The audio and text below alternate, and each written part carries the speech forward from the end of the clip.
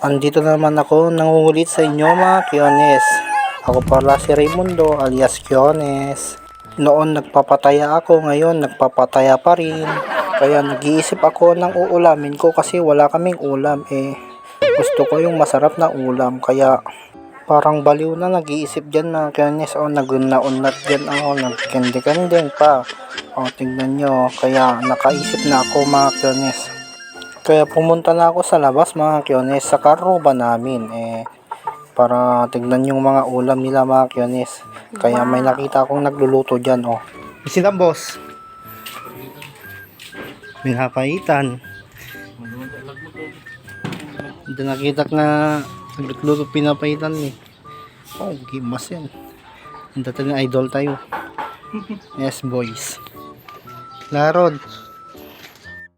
Pupunta sana ako makipangan mga Kyones pero hindi pa naluto yung pinapaitan kaya nagpakalsada na ako.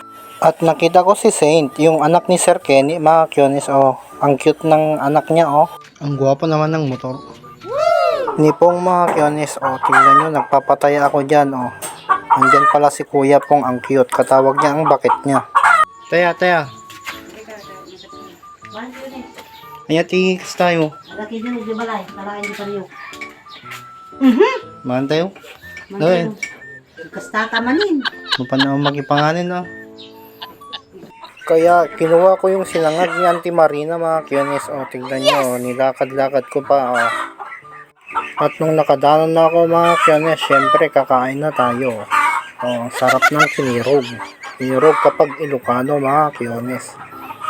At syempre mga Kyones ay maggagao tayo ng sidain, dorado, smoked fish, tapos yung gorgorami mga Kyones ang ulam namin. Tapos may chicken joy pa. Kaya tara na, kain na tayo mga Kyones, libre. Kakain tayo ng libre mga Kyones. Ang sarap-sarap ng libre mga Kyones. Wala ka na namang gasto. Kumain ka na, nabusog ka pa. Nagchichismisan pala yung dalawang babakit mga Kyones. Nakikinig na lang ako at kakain na lang. Makinig na lang kayo sa mga chismis nila mga Kyones. Nalakwa nga po sa mga po tinapay. Tapos itutulong basket. Tapos mga pagkot sa libig.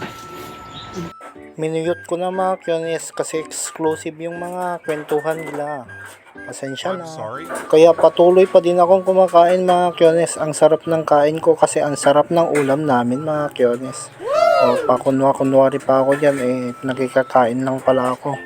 May import pala tayo dyan, si Inang Edna. Dapat itan chicken joy kinata. Nagdupar tayo pag-iwarayo. Day, adubin na po yun. Inlakam yun sa akin, pangal daw yun. Inlakam na ti umay nga mga. Bagas may. Adubagas yun? Ni Bernard Lay. Di, ina po Ayun. Tinggan. Tingnan nyo, sinubo ko na lahat mga Kyones, nabsog na ko. Thank you for watching. Goodbye.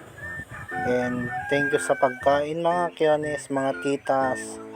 Langarod, goodbye and ang pala nalpas tanimal. Kisisip ko lang, langarod ka na. Hanggang, sa ibili nga sa sweet moon. Thank you.